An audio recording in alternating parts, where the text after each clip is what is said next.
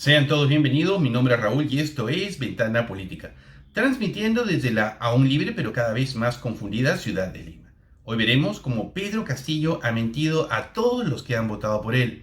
Él prometió una revolución política y económica basada en la minería.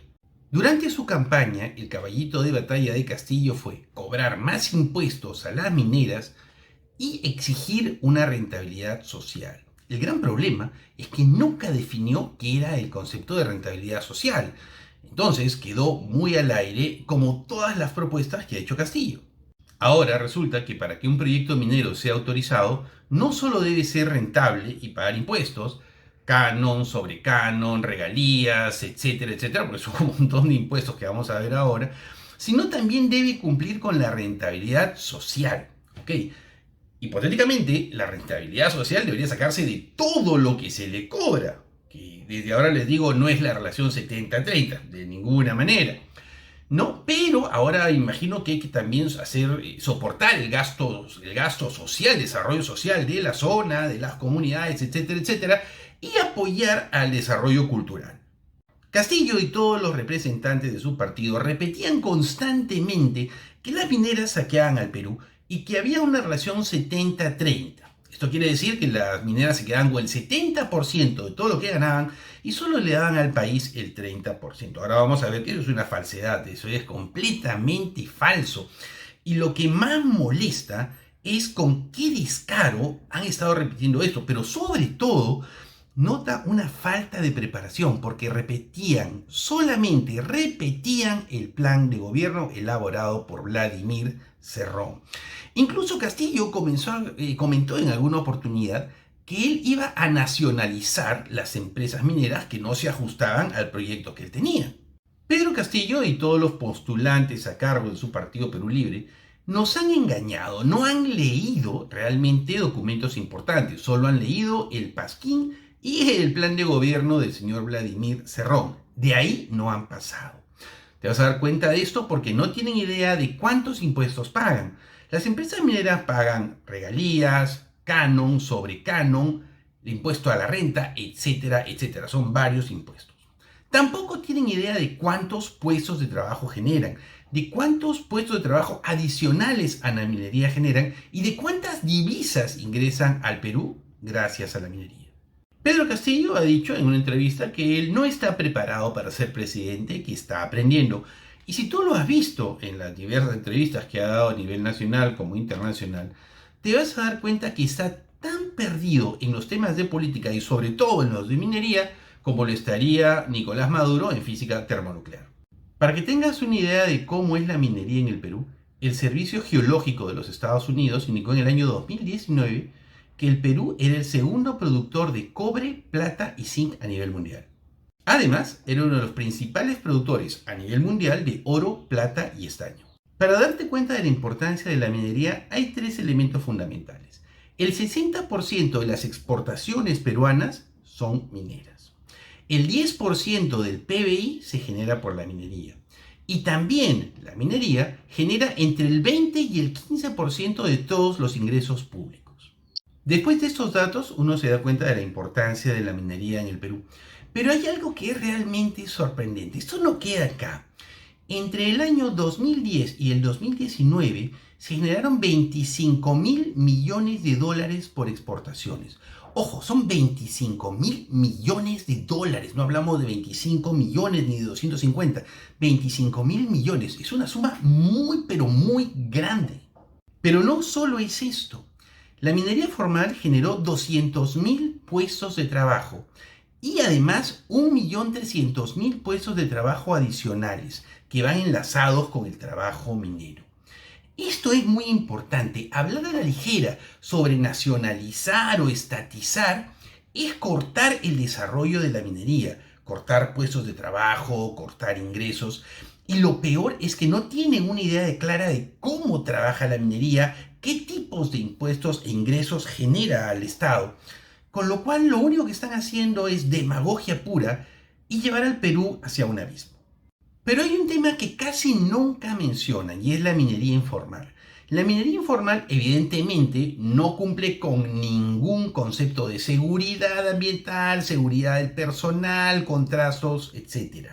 Trabajan al margen de la ley, destrozan el medio ambiente, pero nunca vemos que sean tocados por el Estado. La pregunta sería por qué Castillo y todo su grupo está luchando contra la gallina de los huevos de oro y está tratando de matarla en vez de potenciarla. Ellos deberían ir al sector minero informal, hacerlo formal, para poder potenciar eso. Porque evidentemente si tú firmas contratos con mineras, esos contratos marcan la pauta sobre cómo cuidar el medio ambiente, cómo deben ser las normas para trabajar, para los diversos tipos de empleados, categorías, etcétera, etcétera. Acá hay un tema que vamos a analizar. Y acá surge una pregunta bastante interesante. ¿Por qué si la minería es la gallina de los huevos de oro, las comunidades, las regiones no quieren a la minería? Vamos a ver. Las minas de por sí no son pequeñas, no son túneles excavados en una montaña como se ve en las películas, no. Son grandes extensiones de terreno. La más grande del Perú me parece que tiene más o menos 50 kilómetros cuadrados, que es un montón de espacio. Número 2. Consumen mucha agua para el proceso de limpieza de minerales. En algunos lugares el agua no es abundante y hay muchas noticias sobre contaminación del agua que después va hacia la población. Número 3. Generan mucho polvo. Las maquinarias al excavar, los camiones al rodar, porque en las minas no son pues máquinas pequeñas, son máquinas gigantescas. Vale, ustedes han debido ver esas fotos en las que un neumático es del tamaño de una persona, entonces son grandes máquinas. Este polvo es llevado por el aire, por el viento, y termina sobre las cosechas. Hay muchas comunidades alrededor de las minas que se dedican a la agricultura y esto va en perjuicio de las cosechas. Y número 3, y este también es un punto bastante importante, la corrupción por parte de las autoridades que cuando van a supervisar las minas se dejan sobornar o se hacen de la vista gorda por algún incentivo económico y pues no corrigen estos temas. Esta es una parte. La segunda parte viene con relación a la idea que tienen las comunidades. Estas se sienten robadas por las mineras, ven que las mineras producen y producen, pero ellos siguen igual de pobres. Las carreteras no mejoran, no hay servicio de luz, no hay servicio de agua, no hay servicio de desagüe, ni hablar de internet. Acá es donde aparece la gran brecha. Acá es donde vamos a notar lo catastrófica y desastrosa que es la política, pero sobre todo los políticos en el Perú. Y este es el momento en el que te pido que te suscribas al canal, que me dejes un like, que compartas este video con mucha gente para que todos se den cuenta de cuánto nos engañan los políticos, de cuántas mentiras nos dicen con tal de ellos lograr llegar a los puestos desde los cuales tener el poder y manejar el país a su gusto. Para entender mejor por qué el problema es generado por los políticos, vamos a ver cuáles son los impuestos que pagan las mineras. Básicamente son 4. Número 1, el impuesto a la renta, es un impuesto que pagan todas las empresas. Las regalías mineras, el impuesto especial a las mineras y el gravamen especial a las mineras. Esos son los 4 básicos. Ahora, si sumamos esto, forman el 47.7, prácticamente el 50% del ingreso general de la minera, ¿ya? Esto es un pago mayor del que hacen las mineras en países como Canadá, Australia, Chile o Estados Unidos. Entonces no es que las mineras estén sangrando al Perú y quitándole todos sus recursos. No es así, no es como lo pintan.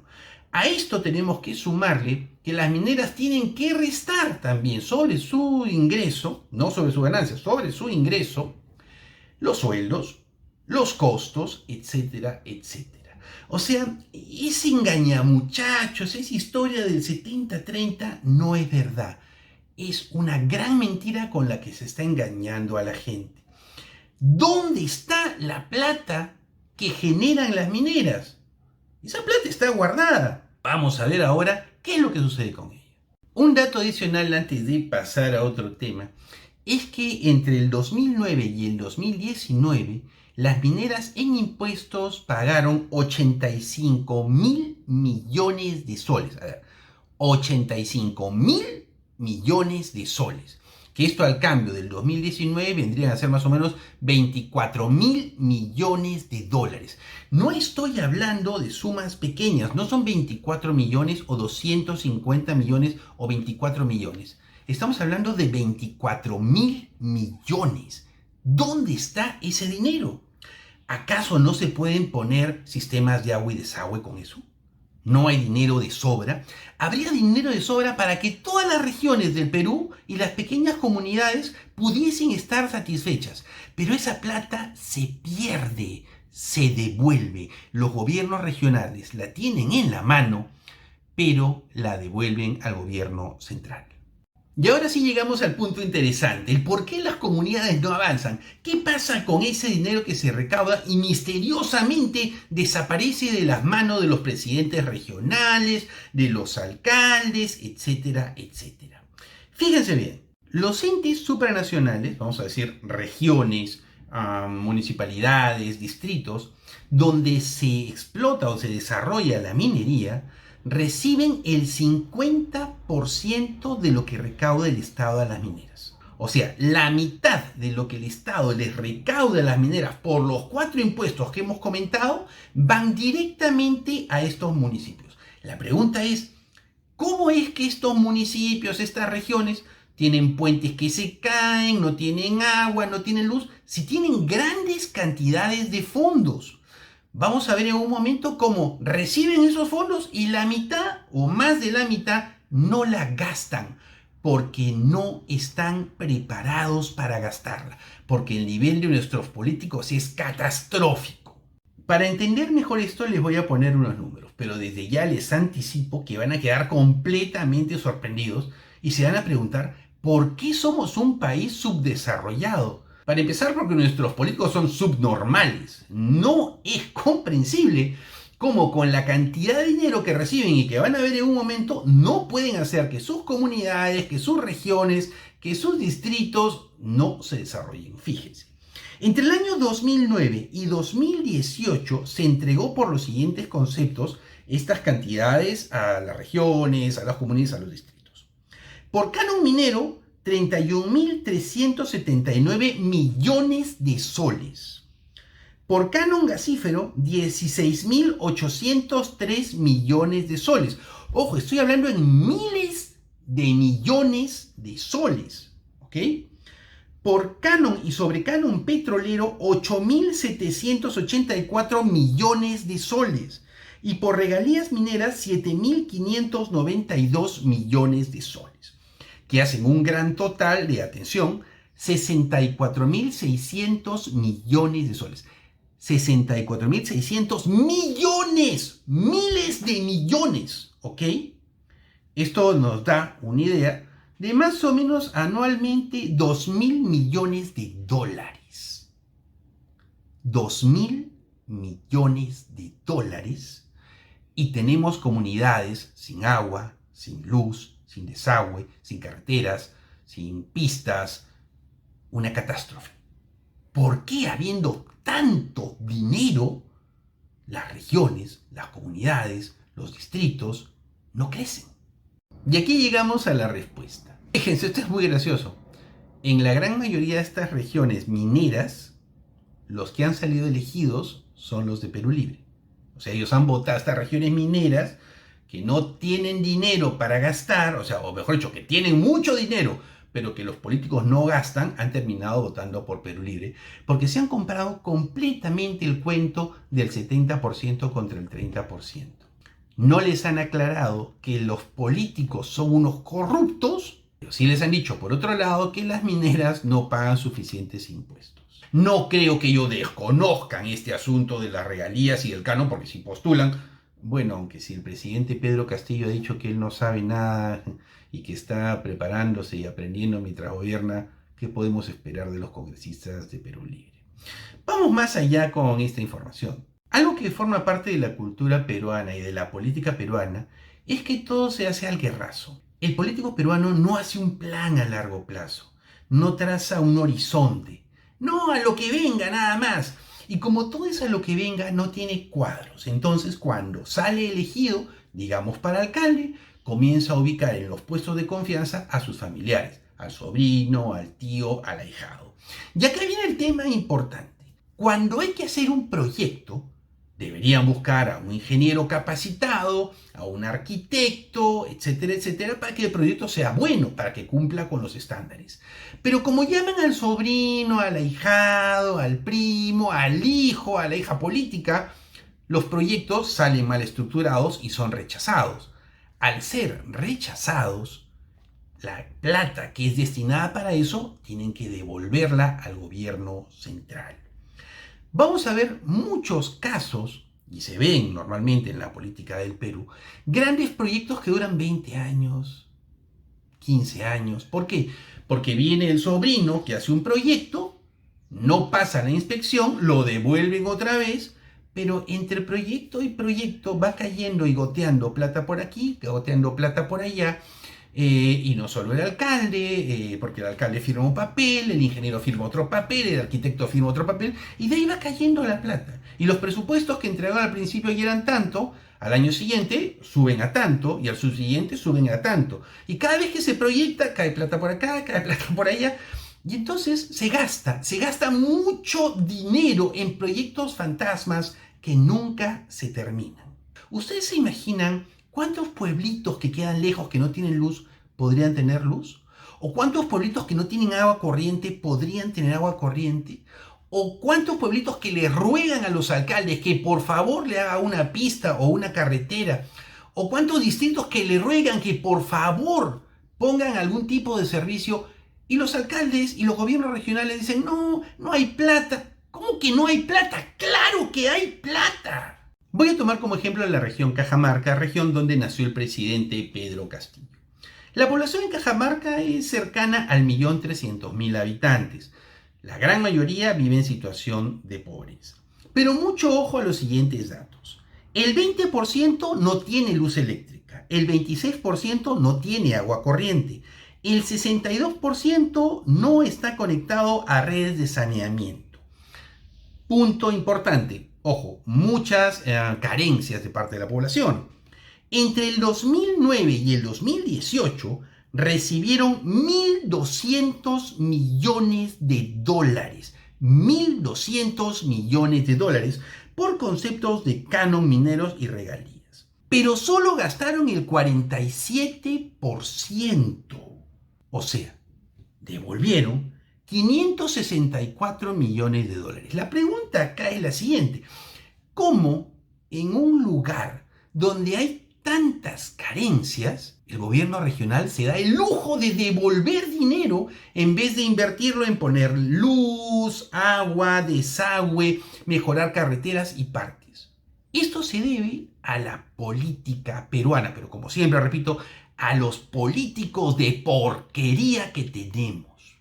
En provincias, muchos políticos invierten la plata en poner una estatua en el medio del parque o en medio de la plaza que a solucionar estos problemas. La gente en provincia no sabe que los gobiernos regionales devuelven el dinero porque no contratan a buenos asesores para ejecutar estas obras. Ponen en los puestos a sus parientes y a sus amigos y a la gente del partido. Esa es la verdadera razón por la cual las provincias no crecen. Y sobre todo nos damos el lujo de rechazar proyectos mineros. Ojalá algún medio de comunicación, de esos grandes que pueden invertir mucho dinero, se dedicara a ver cómo trabaja la minería informal, las miles de hectáreas que deforestan, las extensiones que contaminan con los residuos tóxicos. Nadie se mete con la minería informal porque es más difícil, porque es más complicado, porque los informales cuando va la gente allá la matan a balazos. ¿Okay? Entonces es más fácil irse contra la formal que contra la informal. Para terminar, me gustaría compartir esta idea contigo.